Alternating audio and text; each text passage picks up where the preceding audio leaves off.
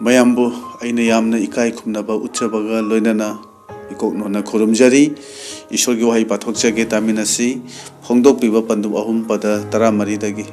ꯑꯃꯁꯨꯡ ꯂꯥꯎꯗꯤꯀꯤꯌꯥꯗ ꯂꯩꯕ ꯁꯤꯡꯂꯨꯞꯀꯤ ꯗꯨꯠ ꯑꯗꯨꯗ ꯏꯌꯨ ꯑꯥꯃꯦꯟ ꯀꯧꯕ ꯊꯥꯖꯕ ꯌꯥꯕ ꯑꯃꯁꯨꯡ ꯑꯆꯨꯝꯕ ꯁꯥꯈꯤ ꯏꯁꯣꯔꯅ ꯁꯦꯝꯈ꯭ꯔꯕꯒꯤ ꯑꯍꯧꯕ ꯏꯕꯨꯡꯉꯣ ꯑꯗꯨꯅ ꯋꯥꯁꯤꯡ ꯑꯁꯤ ꯍꯥꯏꯔꯤꯕꯅꯤ ꯇꯥꯃꯤꯟꯅꯈ꯭ꯔꯕ ꯑꯁꯦꯡꯕ ꯁꯥꯁꯇ꯭ꯔꯒꯤ ꯋꯥꯍꯩ ꯑꯁꯤ ꯇꯥꯖꯔꯤꯕ ꯑꯩꯈꯣꯏ ꯃꯌꯥꯝꯒꯤ ꯃꯊꯛꯇ ꯕꯣꯔ ꯄꯤꯅꯕꯤꯕ ꯑꯣꯏꯁꯅꯨ ꯑꯥꯃꯦꯟ ꯉꯁꯤ ꯅꯨꯃꯤꯠ ꯑꯁꯤꯗ ꯑꯩꯒꯤ ꯁꯥꯔꯃꯣꯟꯒꯤ ꯍꯤꯔꯝ ꯑꯣꯏꯅ ꯊꯝꯖꯕ ꯑꯗꯨꯗꯤ ꯊꯥꯖꯕ ꯌꯥꯕ ꯑꯣꯏꯌꯨ ꯍꯥꯏꯅ ꯊꯝꯖꯕꯅꯤ ꯅꯨꯡꯁꯤꯖꯔꯕ ꯑꯣꯖꯥꯁꯤꯡ ꯑꯃꯗꯤ ꯏꯆꯤꯜ ꯏꯅꯥꯎꯁꯤꯡ ꯑꯩꯈꯣꯏꯅ ꯈꯪꯉꯤ ꯃꯗꯨꯗꯤ ꯕꯥꯏꯕꯜ ꯑꯁꯤꯗ ꯖꯤꯁꯨꯒꯤ ꯑꯇꯣꯞ ꯃꯤꯡ ꯃꯌꯥꯝ ꯑꯃ ꯌꯥꯎꯏ ꯃꯤꯡ ꯃꯌꯥꯝ ꯑꯗꯨꯒꯤ ꯃꯅꯨꯡꯗ ꯑꯩꯅ ꯌꯥꯝꯅ ꯄꯥꯝꯖꯕ ꯃꯤꯡ ꯑꯃꯅꯤ ꯊꯥꯖꯕ ꯌꯥꯕ ꯍꯥꯏꯅ ꯍꯥꯏꯕꯁꯤ ꯊꯥꯖꯕ ꯌꯥꯕ ꯍꯥꯏꯕꯁꯦ ꯑꯩꯈꯣꯏꯅ ꯃꯤ ꯑꯗꯨꯒꯤ ꯃꯊꯛꯇ ꯆꯤꯡꯅꯕ ꯑꯃꯠꯇ ꯌꯥꯎꯗꯅ ꯊꯥꯖꯕ ꯊꯝꯕꯁꯤꯅꯤ बाइबलना हाइबा प्रभुगी मिंगसिंग अदुदी करिनो हाइना हाइरगदी लंबी हिंगबा अचुंबा मंगाल यावसेनबा अमदी हिंगतपा हिंगबा अमसुंग हिंगतपा अहोबा अमसुंग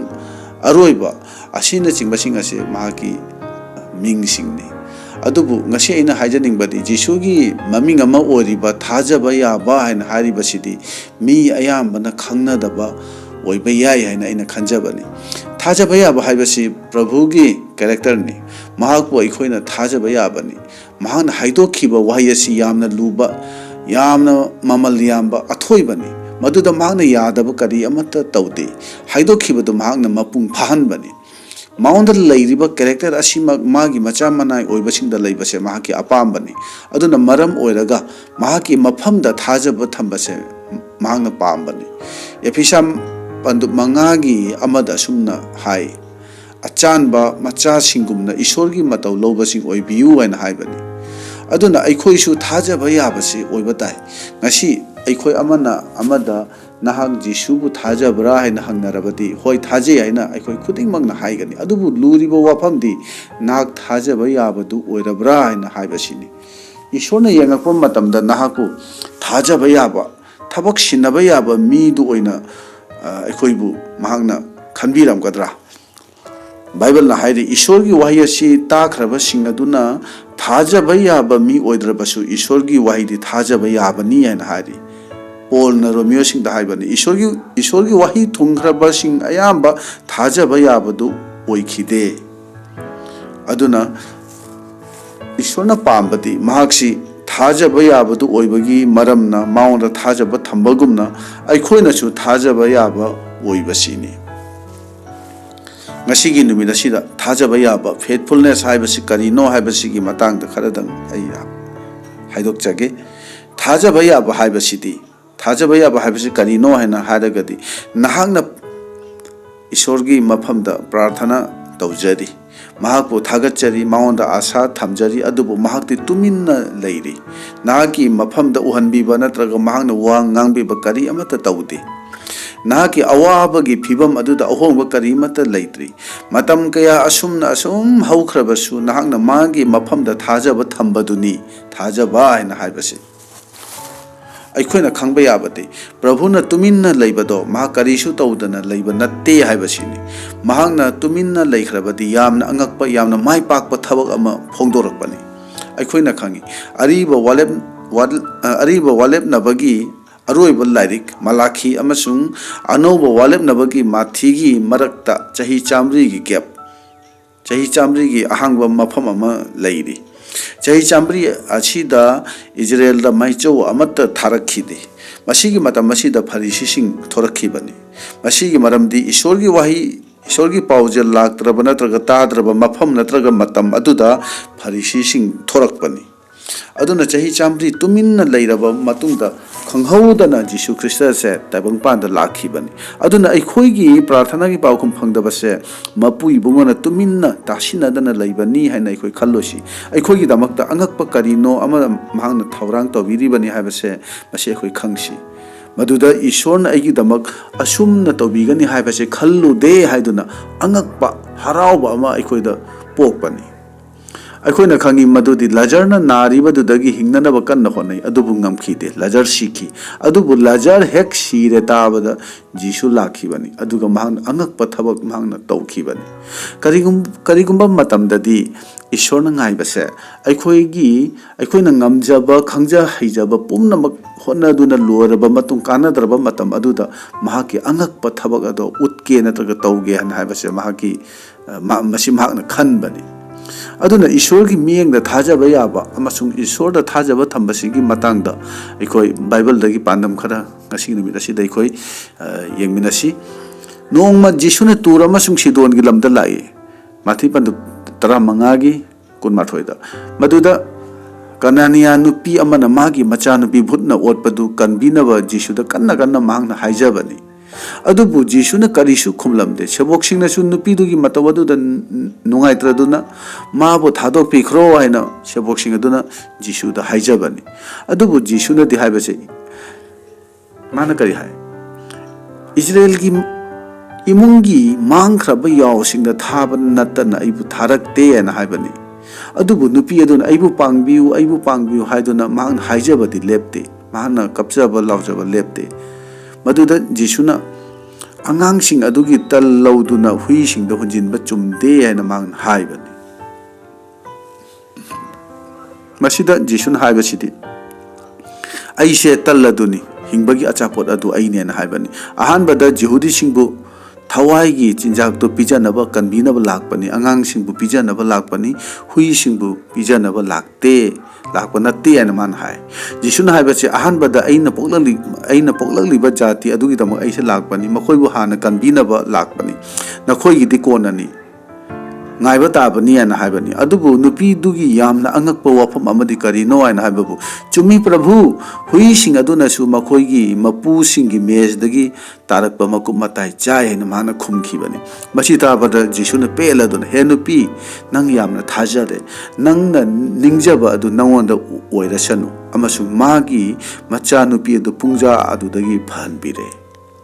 nungsiraba marupsing ꯑꯩꯈꯣꯏꯅ ꯏꯁꯣꯔꯕꯨ ꯍꯟꯖꯤꯟꯅ ꯀꯧꯖꯔꯕꯁꯨ ꯃꯥꯒꯤ ꯃꯇꯨꯡ ꯏꯟꯅꯔꯕꯁꯨ ꯃꯍꯥꯛꯅ ꯇꯥꯕꯤꯗ꯭ꯔꯕ ꯑꯗꯨꯕꯨ ꯃꯍꯥꯛꯀꯤ ꯃꯇꯨꯡ ꯏꯟꯕꯗꯤ ꯊꯥꯗꯣꯛꯇꯕ ꯃꯥꯕꯨ ꯀꯧꯖꯕ ꯅꯣꯟꯖꯕ ꯀꯞꯆꯕꯗꯤ ꯇꯣꯛꯇꯕ ꯑꯗꯨꯒꯨꯝꯕ ꯃꯤꯑꯣꯏ ꯑꯗꯣ ꯅꯪ ꯑꯩꯅ ꯑꯣꯏꯔꯤꯕ꯭ꯔꯥ ꯃꯁꯤꯅꯤ ꯊꯥꯖꯕ ꯌꯥꯕ ꯐꯦꯠꯐꯨꯜꯅꯦꯁ ꯍꯥꯏꯅ ꯍꯥꯏꯕꯗꯨ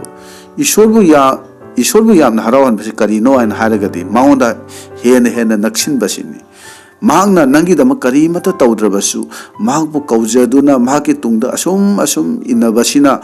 ꯃꯍꯥꯛꯄꯨ ꯌꯥꯝꯅ ꯍꯔꯥꯎꯍꯟꯕꯅꯤ ꯍꯥꯏꯕꯁꯤ ꯑꯩꯈꯣꯏ ꯈꯪꯁꯤ ꯑꯩꯈꯣꯏꯒꯤ ꯊꯥꯖꯕ ꯌꯥꯕ ꯑꯩꯈꯣꯏꯒꯤ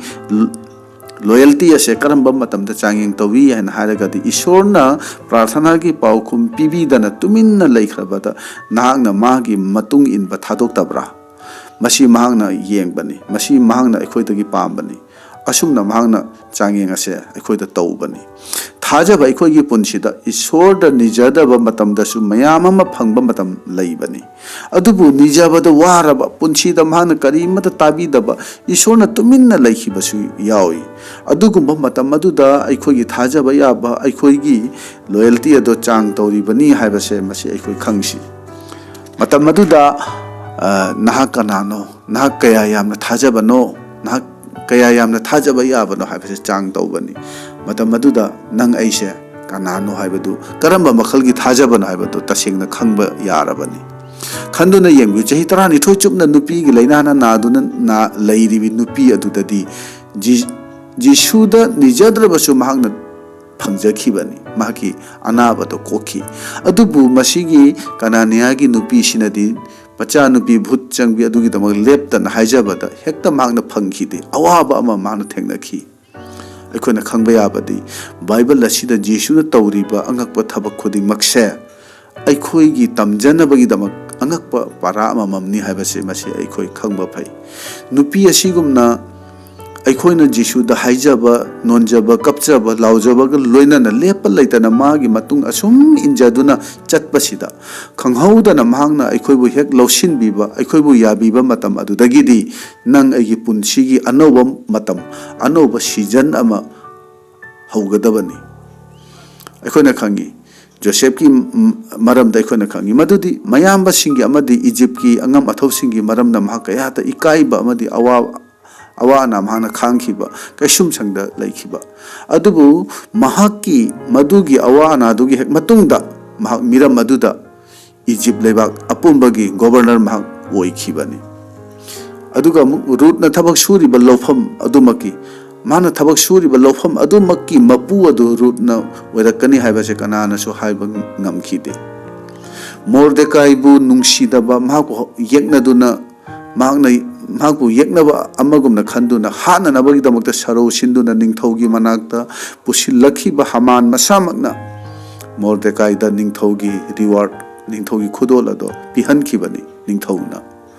हमान मसामकना मोर्देकाइदा इकाई खुमनबा उतखिबनी जीशु ख्रिस्टबु अहुमलक याखिदबा पीटरना बाइबल की अहानबा पाव संदोप सेबोक अमा ओइरकनी हाइबसे कनानसु खंगबा नत्ते अदुना ईश्वरना नंग आइगी करीमता तौबीद्रबा मतम अदुदसु मांगोंदा आशा तौदुना नंग आइना मागी मतुंग इनबा थादोक्त्रबदी अइखोइबु थाजबा याबा अमा ओइना मांगना याबीबा मतम अदुदा अइखोइगी हराउ नुंगाइबगी सीजन अइखोइगी अनौबा याइफबा हराउबगी मतम अदु हौगदबनी मरम असिना अइखोइ थाजबा याबा फेथफुलनेस ओइननबा अइखोइ होतनसी ईश्वरना अइखोइगी अवाबदो नुंगाइबदो ओंथोकपीगनी थाजबा याबा हाइबसिगी मतांगदा अइगी टेस्टिमोनी अमतंग मतांग असिदा मयामदा अइ शेयर तौजगे सिंगजमैदा इना रोड अमति बिलामती की दुकान तौरिंगे नोंग रोड अमति बिलामती लौरिबा अइगी महाजन अदुगी सेल खरा चाउन हाइबदि मदु चौरांगना लुपा लाख अमगी मथक्तनी मदु पीबगी होय हाइनै अइनासु हयेंग सोइदना पीगे हाइना अइना हाइखिबनी अदु हारिबा नुमित असिगी हाइबदि नुमित असिदा पुकनिंग यामना वादुना नुमिदांगदा नुमित असिमकी नुमिदांगदा इना अखोइगी ओजा लोकेनगा लोइनना मागी क्वार्टर चक्तुना प्रार्थना तौमिनै अदुबु प्रार्थना तौबा हेक लोरबा मतुंगदा माना हेक्ता हाइबनी नंग पुकनिंग वागनु ईश्वरना नंगी सेल्फम अदो थौरांग तौखरबनी याना माना इगोंदा हाइबनी मागी हारिबा वाफम अदुगी मतुंगिना आइसु नुमिदांगदा हरा हराउना युमदा लाए अदुबु नोंग ngaलगदी आयु अंगनबदगी हौना नोंग कन्ना चूरे पुंग 10-13 तार फाव नोंग हांगद्रे महाजनगी फोन लाकपा हौरे सेल थरक्त्रदी कैदौरे हाइना इगोंदा हंगे आइना इकाइबदगी आइगी लेजबा सना खरा खुदक्ता बंधोक थमले अदुगा मिंगोंदगिसु सेल खरा इकाइना पुरे अदुगा महाजनगी अचौबा सेलफम अमा हेक थिनखिबगा यामना ngakpadi nong marak aduda nupa amaga nupi amaga laglaga road amadi bilamadi chawraba senfam amagi makoina leikibagi wani nupi du na hai poching se hayeng lawrasu yabani adubu ngasidi nong chuba sina thabak amatta leitabaduda ngasi asum lawsillasi haiduna ikoi lakpani haina ingonda hai amuke hena ngakpadi aina mahajon gi thakhiba senfam aduga manana aigi pot adu nupi aduna leibibagi wani नुमितु दा इस उंगागा तुमिन्ना फम्मे मरमदि खंदुना येंबियो प्रार्थना तौरसु थाजबा ngamdaba ngaingамdaba अइगी थाजबगी पुंसी ईश्वरगी मियंगदा यामना इकाइनिंगाइनी अदु ईश्वरगी अंगकपा थबक मागी नुंगसीबा मागी थौराक मदु मयामसी खनबदा पुनिंगदा नुंगसीबा अमदि हराउबना पिकथले मित्तगी पीताबा मखै आई हराउई अदुबु ईश्वरगी मियंग मागी ममांगददि आई इकाइकी ngasi फाव मदुगी वाफम अदु खल्लुबदा आई पुनिंगदा इकाइबा पोई असुमना आइगी पुंसी असिना ईश्वरगी अंगकपा थबक असे मयाम अमा आई नंगखरबनी अदुबु आइना हाइजनिंगबदी मरुपसिंगदा इचेदिनाव सिंगदा आइना हाइजनिंगबदी अइखोइनदी ईश्वरबु थाजे जिसुबु थाजे हेना हाइरि अदुबु महांगनदी अइखोइबु थाजबा याबा अमा ओइना अइखोइबु लौबिरमगदरा मसी खन्थनिंगाइनि अदुना मसी मतांग असिदा अमु बाइबलदगी पांडम मोइना मु येंगसी बप्ताइज तोबिबा जोहान की पुंछीदगी अखोय मु येंगसी ꯑꯩꯈꯣꯏꯅ ꯈꯪꯃꯤꯟꯅꯕ ꯌꯥꯕꯗꯤ ꯖꯤꯁꯨꯕꯨ ꯕꯞꯇꯥꯏꯖ ꯇꯧꯕꯤꯈꯤꯕ ꯖꯣꯍꯥꯟꯅꯤ ꯖꯣꯍꯥꯟꯅ ꯖꯤꯁꯨꯗꯤ ꯈ꯭ꯔꯤꯁꯇꯅꯤ ꯍꯥꯏꯗꯨꯅ ꯃꯤꯌꯥꯝꯗ ꯐꯣꯡꯗꯣꯛꯈꯤꯕꯅꯤ ꯑꯗꯨꯕꯨ ꯃꯍꯥꯛꯅ ꯀꯩꯁꯨꯝꯁꯪꯗ ꯂꯩꯔꯕ ꯃꯇꯝ ꯑꯗꯨꯗꯗꯤ ꯃꯍꯥꯛꯅ ꯈꯜꯂꯤ ꯖꯤꯁꯨꯁꯦ ꯈ꯭ꯔꯤꯁꯇ ꯑꯗꯨ ꯑꯣꯏꯔꯕꯗꯤ ꯑꯩꯅ ꯀꯔꯤꯒꯤ ꯑꯋꯥꯕꯁꯤ ꯈꯥꯡꯒꯗꯒꯦ ꯃꯍꯥꯛꯅ ꯑꯩꯕꯨ ꯀꯟꯕꯤꯗꯕꯁꯤ ꯀꯔꯤꯒꯤꯅꯣ ꯃꯍꯥꯛꯅ ꯃꯤ ꯊꯥꯗꯨꯅ ꯖꯤꯁꯨꯗ ꯍꯪꯍꯟꯕꯅꯤ ꯂꯥꯛꯀꯗꯕ ꯀꯟꯕꯤꯕ ꯃꯄꯨꯗꯣ ꯅꯍꯥꯛꯔ ꯅꯠꯇ꯭ꯔꯒ ꯑꯩꯈꯣꯏꯅ ꯑꯇꯣꯞꯄ ꯑꯃ ꯑꯃꯨꯛ ꯉꯥꯏꯈꯤꯒꯗ꯭ꯔꯥ ꯖꯤꯁꯨꯅ ꯃꯁꯤ ꯇꯥꯕꯗ ꯖꯣꯍꯥꯟꯒꯤ ꯄꯥꯎ ꯄꯨꯔꯛꯂꯤꯕꯁꯤꯡ ꯑꯗꯨꯒꯤ ꯃꯃꯥꯡꯃꯛꯇꯗ ꯑꯅꯥꯕꯁꯤꯡꯕꯨ ꯃꯥꯅ ꯐꯍꯜꯂꯝꯃꯤ ꯚꯨꯠꯁꯤꯡꯕꯨ ꯇꯥꯟꯊꯣꯛꯂꯝꯃꯤ ꯀꯨꯁꯇꯤ ꯊꯨꯡꯕꯁꯤꯡꯕꯨ ꯃꯥꯅ ꯐꯍꯜꯂꯝꯃꯤ ꯑꯗꯨꯒ ꯍꯥꯏꯔꯛꯏ ꯅꯈꯣꯏꯅ ꯎꯔꯤꯕ ꯇꯥꯔꯤꯕꯁꯤꯡ ꯑꯁꯦ ꯖꯣꯍꯥꯟꯗ ꯇꯝꯃꯨ ꯑꯗꯨꯒ ꯍꯥꯏꯌꯨ ꯑꯩꯉꯣꯟꯗ ꯈꯨꯗꯤ ꯊꯤꯗꯕꯁꯤꯡ ꯑꯗꯨ ꯌꯥꯏꯐꯕꯅꯤ ꯃꯁꯤꯗ ꯑꯩꯈꯣꯏꯅ ꯎꯕꯁꯤ ꯑꯋꯥꯕ ꯀꯣꯛꯄꯤꯕ ꯀꯟꯕꯤꯕ ꯗꯔꯀꯥꯔ ꯇꯥꯕ ꯃꯤ ꯑꯗꯨꯗꯤ ꯃꯍꯥꯛꯅ ꯀꯟꯕꯤꯗꯦ ꯑꯗꯨꯒ ꯑꯇꯣꯞꯄꯁꯤꯡꯕꯨ ꯀꯟꯕꯤꯔꯒ ꯃꯗꯨꯒꯤ ꯀꯟꯕꯤꯕꯒꯤ ꯄꯥꯎ ꯑꯗꯣ ꯖꯤꯁꯨꯕꯨ ꯆꯤꯡꯅꯔꯤꯕ ꯖꯣꯍꯥꯟ ꯑꯗꯨꯗ ꯇꯝꯃꯨꯆꯣ ꯍꯥꯏꯅ ꯍꯥꯏꯕꯁꯤꯅꯤ ꯑꯋꯥ ꯑꯅꯥ ꯀꯣꯛꯄꯤꯕ ꯃꯊꯧ ꯇꯥꯕ ꯃꯍꯥꯛꯄꯨ ꯀꯣꯛꯄꯤꯗ꯭ꯔꯒ ꯑꯇꯣꯞꯄꯁꯤꯡꯕꯨ ꯀꯣꯛꯄꯤꯕ ꯀꯟꯕꯤꯕꯒꯤ ꯄꯥꯡꯕꯤꯕꯒꯤ ꯊꯕꯛ ꯎꯔꯒꯁꯨ ꯋꯥꯔꯧꯗꯕ ꯁꯥꯎꯗꯕ ꯃꯤ ꯑꯗꯣ ꯌꯥꯏꯐꯕꯅꯤ ꯍꯥꯏꯅ ꯖꯤꯁꯨꯅ ꯃꯇꯥꯡ ꯑꯁꯤꯗ ꯇꯝꯕꯤꯕꯅꯤ ꯃꯗꯨ ꯎꯔꯒ ꯈꯨꯗꯤ ꯊꯤꯗꯕ ꯃꯤ ꯑꯗꯣ ꯌꯥꯏꯐꯕꯅꯤ ꯍꯥꯏꯅ ꯍꯥꯏꯕꯅꯤ ꯃꯔꯨꯞꯁꯤꯡ ꯑꯩꯈꯣꯏꯒꯤ ꯄꯨꯛꯅꯤꯡꯗꯣ ꯑꯁꯤꯒꯨꯝꯅ ꯑꯣꯏꯕ꯭ꯔꯥ ꯑꯗꯨꯅ ꯑꯃꯨꯛꯀ ꯍꯟꯅ ꯑꯩꯅ ꯍꯥꯏꯖꯅꯤꯡꯉꯤ ꯑꯩꯈꯣꯏ ꯏꯁꯣꯔꯒꯤ ꯊꯥꯖꯕ ꯌꯥꯕ ꯂꯣꯌꯦꯜꯇꯤ ꯑꯗꯣ ꯇꯦꯁ ꯇꯧꯔꯤꯕꯅꯤ ꯑꯩꯈꯣꯏꯒꯤ ꯄꯨꯟꯁꯤ ꯑꯁꯤꯗ ꯃꯍꯥꯛꯅ ꯃꯗꯨ ꯌꯦꯡꯂꯤꯕꯅꯤ ꯊꯥꯖꯕꯗ ꯆꯦꯠꯅ ꯂꯦꯞꯄ ꯃꯤ ꯑꯗꯨꯗ ꯏꯁꯣꯔꯅ ꯃꯇꯤꯛ ꯃꯉꯥꯜ ꯎꯠꯄꯤꯒꯅꯤ ꯑꯃꯁꯨꯡ ꯍꯤꯡꯕꯒꯤ ꯂꯨꯞ ꯑꯗꯨ ꯎꯠꯄꯤꯒꯅꯤ ꯍꯥꯏꯅ ꯍꯥꯏꯔꯤ ꯑꯩꯈꯣꯏꯒꯤ ꯄꯨꯟꯁꯤꯅ ꯏꯪꯊꯅ ꯂꯩꯕ ꯃꯇꯝ ꯑꯗꯨꯗꯗꯤ ꯏꯁꯣꯔꯕꯨ ꯊꯥꯒꯠꯂꯤ ꯏꯁꯣꯔꯅ ꯇꯨꯃꯤꯟꯅ ꯂꯩꯈꯤꯕ ꯃꯇꯝ ꯑꯗꯨꯗꯁꯨ ꯑꯩꯈꯣꯏ ꯂꯦꯞꯄ ꯂꯩꯇꯅ ꯊꯥꯒꯠꯁꯤ ꯃꯔꯝꯗꯤ ꯃꯍꯥꯛꯅ ꯑꯉꯛꯄ ꯊꯕꯛ ꯇꯧꯕꯤꯔꯛꯀꯅꯤ ꯍꯥꯏꯕꯁꯦ ꯃꯁꯤ ꯑꯩꯈꯣই ꯊꯥꯖꯕ ꯊꯝꯁꯤ ꯑꯗꯨꯅ ꯑꯩꯈꯣꯏꯅ ꯖꯤꯁꯨꯕꯨ ꯊꯥꯖꯩ ꯍꯥꯏꯔꯒꯁꯨ ꯖꯤꯁꯨꯅꯗꯤ ꯅꯪ ꯑꯩꯕꯨ ꯊꯥꯖꯕ ꯌꯥꯕ ꯑꯃ ꯑꯣꯏꯅ ꯈꯟꯕꯤꯔꯝꯒꯗ꯭ꯔꯥ ꯃꯁꯤꯒꯤ ꯃꯇꯥꯡꯗ ꯑꯩꯈꯣꯏ ꯈꯟꯊꯃꯤꯟꯅꯁꯤ ꯀꯔꯤꯒꯨꯝꯕ ꯃꯇꯝꯗ ꯃꯤꯁꯤꯡꯅ ꯍꯥꯏꯕ ꯂꯩ ꯃꯗꯨꯗꯤ ꯖꯣꯕ ꯊꯥꯖꯕ ꯌꯥꯕ ꯃꯤ ꯑꯃ ꯑꯣꯏꯅ ꯍꯤꯡꯈꯤ ꯍꯥꯏꯅ ꯍꯥꯏꯅꯩ ꯑꯗꯨꯕꯨ ꯑꯩꯈꯣꯏꯅ ꯕꯥꯏꯕꯜ ꯑꯁꯤꯗ ꯌꯦꯡꯂꯕꯗꯤ ꯈꯪꯉꯤ ꯃꯗꯨꯗꯤ ꯖꯣꯕꯀꯤ ꯄꯟꯗꯨꯞ ꯑꯍꯨꯝꯒꯤ ꯃꯇꯨꯡꯗꯒꯤ ꯖꯣꯕꯅ ꯏꯁꯣꯔꯗ ꯋꯥꯀꯠꯄ ꯋꯥꯔꯧꯕ ꯄꯦꯟꯗꯕ ꯃꯨꯔꯨꯝ ꯁꯣꯟꯕ ꯉꯥꯛꯇ ꯃꯥꯅ ꯐꯣꯡꯗꯣꯛꯈꯤꯕꯅꯤ ꯑꯗꯨꯕꯨ ꯂꯣꯏꯁꯤꯜꯂꯛꯄ ꯃꯇꯝꯗꯗꯤ ꯃꯍꯥꯛꯀꯤ ꯊꯃꯣꯏꯗ ꯏꯁꯣꯔꯅ ꯋꯥ ꯉꯥꯡꯕꯤꯈꯤ ꯃꯍꯥꯛꯀꯤ ꯊꯋꯥꯏꯒꯤ ꯃꯤꯠ ꯍꯥꯡꯗꯣꯛꯄꯤꯈꯤ ꯑꯗꯨꯒꯤ ꯃꯇꯨꯡꯗ ꯖꯣꯕꯅ ꯍꯥꯏꯈꯤꯕꯅꯤ ꯑꯩꯕꯨ ꯀꯟꯕꯤꯕ ꯃꯄꯨ ꯑꯗꯨ ꯑꯍꯤꯡꯕꯅꯤ ꯑꯗꯨꯅ ꯅꯍꯥꯛ ꯊꯥꯖꯕ ꯌꯥꯕ ꯃꯤꯔ ꯏꯁꯣꯔꯅ ꯅꯍꯥꯛꯄꯨ ꯊꯥꯖꯕ ꯌꯥꯕ ꯃꯤ ꯑꯃ ꯑꯣꯏꯅ ꯂꯧꯕꯤꯔꯝꯒꯗ꯭ꯔꯥ ꯑꯩꯕꯨ ꯊꯥꯖꯕ ꯏꯆꯥꯁꯤꯡ ꯑꯁꯦ ꯇꯥꯏꯕꯪꯄꯥꯟꯒꯤ ꯄꯣꯠꯁꯤꯡꯒꯤ ꯃꯇꯨꯡ ꯏꯟꯅꯕ ꯅꯠꯇꯦ ꯑꯩꯒꯤ ꯏꯇꯨꯡ ꯏꯜꯂꯤꯕꯅꯤ ꯍꯥꯏꯅ ꯏꯁꯣꯔꯅ ꯅꯪ ꯑꯩꯒꯤ ꯃꯔꯝꯗ ꯃꯍꯥꯛꯅ ꯍꯥꯏꯔꯝꯒꯗ꯭ꯔꯥ ꯏꯁꯣꯔꯅꯗꯤ ꯖꯣꯕꯀꯤ ꯃꯔꯝꯗ ꯖꯣꯕ ꯑꯍꯥꯟꯕ ꯄꯟꯗꯨꯞꯇ ꯁꯩꯇꯥꯟꯗ ꯍꯥꯏꯕꯅꯤ ꯑꯩꯒꯤ ꯏꯅꯥꯏ ꯖꯣꯕ ꯀꯧꯕ ꯑꯃ ꯂꯩꯕꯗꯨ ꯅꯍꯥꯛ ꯈꯪꯕ꯭ꯔꯥ ꯃꯍꯥꯛꯀꯨꯝꯕ ꯑꯐꯕ ꯑꯆꯨꯝꯕ ꯆꯠꯄ ꯑꯩꯕꯨ ꯀꯤꯅ ꯆꯠꯆꯕ ꯐꯠꯇꯕ ꯊꯕꯛ ꯇꯧꯗꯕ ꯃꯤ ꯑꯃ ꯂꯩꯇ꯭ꯔꯦ ꯍꯥꯏꯅ ꯏꯁꯣꯔꯅ ꯁꯩꯇꯥꯟꯗ ꯖꯣꯕꯀꯤ ꯃꯔꯝꯗ ꯍꯥꯏꯕꯅꯤ ꯅꯪ ꯑꯩꯒꯤ ꯃꯔꯝꯗꯁꯨ ꯏꯁꯣꯔꯅ ꯑꯁꯨꯝꯅ ꯍꯥꯏꯕꯤꯔꯝꯒꯗ꯭ꯔꯥ ꯃꯔꯨꯞꯁꯤꯡ ꯕꯥꯏꯕꯜ ꯑꯁꯤꯗ ꯀꯔꯝꯕ ꯋꯥꯐꯝ ꯀꯔꯤꯒꯤꯗꯃꯛ ꯏꯁꯣꯔꯅ ꯑꯁꯨꯝꯅ ꯍꯥꯏꯕꯤꯔꯝꯂꯤꯕꯅꯣ ꯍꯥꯏꯕꯁꯦ ꯈꯪꯕ ꯃꯇꯝ ꯑꯗꯨꯗꯒꯤꯗꯤ ꯕꯥꯏꯕꯜ ꯑꯁꯦ ꯅꯪ ꯑꯩꯒꯤꯗꯃꯛ ꯑꯉꯛꯄ ꯑꯃꯅꯤ ꯍꯥꯏꯅ ꯈꯟꯕ ꯍꯧꯒꯅꯤ ꯃꯩꯍꯧꯔꯣꯟ ꯄꯟꯗꯨꯞ 19ꯗ ꯑꯕ꯭ꯔꯥꯍꯝꯗ ꯏꯁꯣꯔꯅ ꯋꯥꯁꯛꯄꯤꯕꯗꯨ ꯆꯍꯤ 24-25 ꯆꯨꯞꯅ ꯉꯥꯏꯔꯛꯂꯕꯁꯨ ꯐꯪꯈꯤꯗꯦ ꯑꯗꯨꯕꯨ ꯅꯣꯡꯃ ꯑꯕ꯭ꯔꯥꯍꯝꯅ ꯃꯍꯥꯛꯀꯤ ꯁꯪꯒꯤ ꯃꯅꯥꯛꯇ ꯐꯝꯗꯨꯅ ꯂꯩꯔꯤꯉꯩ ꯃꯦꯝꯔꯦꯒꯤ ꯎꯌꯨꯡ ꯃꯈꯣꯡꯗ ꯂꯥꯏꯅꯤꯡꯊꯧ ꯏꯕꯨꯡꯉꯣꯅ ꯁꯛ ꯎꯠꯄꯤꯔꯝꯃꯤ ꯂꯥꯏꯅꯤꯡꯊꯧꯕꯨ ꯎꯕꯗꯨꯗ ꯑꯕ꯭ꯔꯥꯍꯝꯅ ꯁꯪꯗꯒꯤ ꯊꯣꯡ ꯃꯅꯨꯡꯗꯒꯤ ꯑꯣꯛꯅꯅꯕ ꯃꯍꯥꯛꯁꯦ ꯆꯦꯟꯊꯣꯔꯛꯄꯅꯤ ꯃꯁꯤꯗ ꯌꯥꯝꯅ ꯉꯛꯄꯗꯤ ꯏꯁꯣꯔꯅ ꯃꯆꯥ ꯙꯔꯥ ꯄꯤꯒꯅꯤ ꯍꯥꯏꯅ ꯋꯥꯁꯛꯈꯤꯕꯗꯨ ꯆꯍꯤ ꯃꯇꯝ ꯑꯁꯨꯛ ꯁꯥꯡꯅ ꯉꯥꯏꯔꯛꯂꯕꯁꯨ ꯐꯪꯗꯕꯗꯨꯗ ngasisu Abrahamna Ishorgidamak ꯆꯦꯟꯊꯣꯔꯛꯄꯁꯤꯅꯤ ꯑꯩꯈꯣꯏꯒꯤ ꯍꯥꯏꯖꯕ ꯇꯥꯕꯤꯗ꯭ꯔꯕꯗꯤ ꯁꯤꯡꯂꯨꯞꯇ ꯏꯁꯣꯔꯗꯁꯨ ꯀꯌꯥꯇ ꯀꯣꯝꯄ꯭ꯂꯦꯟ ꯀꯟꯕꯅꯣ ꯀꯌꯥꯇ ꯃꯨꯔꯨꯝ ꯁꯣꯟꯕꯅꯣ ꯑꯩꯈꯣꯏ ꯊꯥꯖꯕ ꯌꯥꯕꯗꯨ ꯑꯣꯏꯕ꯭ꯔꯥ ꯑꯩꯒꯤ ꯑꯋꯥꯕ ꯅꯨꯡꯉꯥꯏꯇꯕ ꯐꯤꯕꯝ ꯑꯗꯨꯗ ꯀꯅꯥꯒꯨꯝꯕ ꯑꯃꯅ ꯅꯨꯡꯉꯥꯏꯇꯕ ꯐꯣꯡꯗꯣꯛꯇꯨꯅ ꯋꯥ ꯍꯥꯏꯕ ꯃꯇꯝꯗ ꯃꯥꯒꯤ ꯋꯥꯗꯨ ꯂꯣꯏꯗ꯭ꯔꯤꯉꯩꯗ ꯅꯍꯥꯛꯅ ꯃꯥꯒꯤ ꯋꯥꯗꯨ ꯇꯨꯕꯠ ꯀꯛꯇꯨꯅ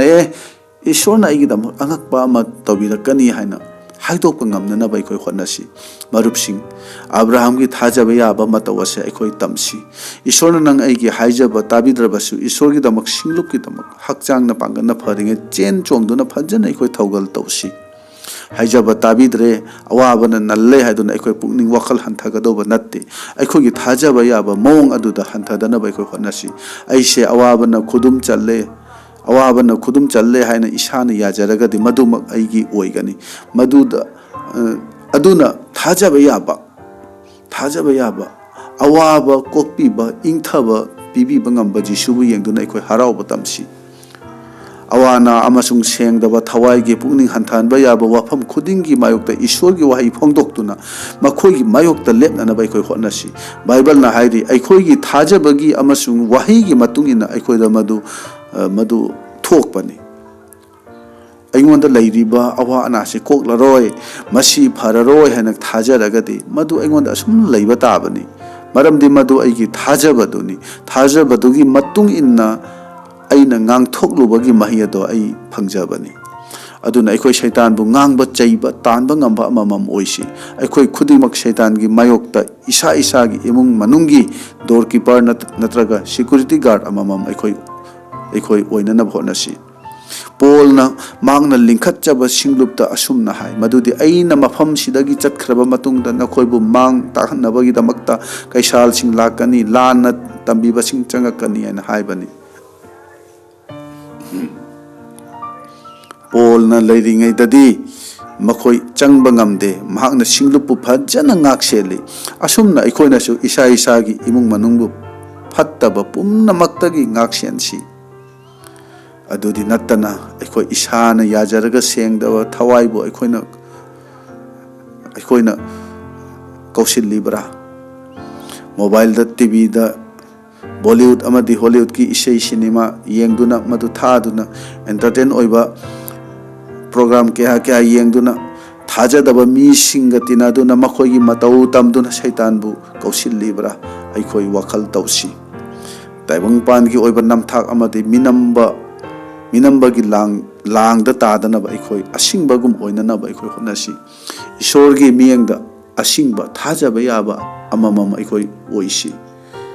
ꯀꯅꯥꯅꯤꯌꯥꯒꯤ ꯅꯨꯄꯤꯗꯨꯅ ꯃꯆꯥꯅꯨꯄꯤ ꯚꯨꯠ ꯆꯪꯕꯗꯨꯒꯤꯗꯃꯛ ꯖꯤꯁꯨꯒꯤ ꯃꯇꯨꯡ ꯏꯟꯗꯨꯅ ꯍꯥꯏꯖꯕ ꯀꯞꯆꯕ ꯂꯥꯎꯖꯕ ꯑꯗꯨꯒꯨꯝꯕꯗ ꯅꯤꯡꯍꯟꯅꯗꯕ ꯊꯥꯖꯕ ꯌꯥꯕ ꯑꯣꯏꯕꯒꯨꯝꯅ ꯑꯩꯈꯣꯏꯁꯨ ꯊꯥꯖꯕ ꯌꯥꯕꯗꯣ ꯑꯩꯈꯣই ꯑꯣꯏꯁꯤ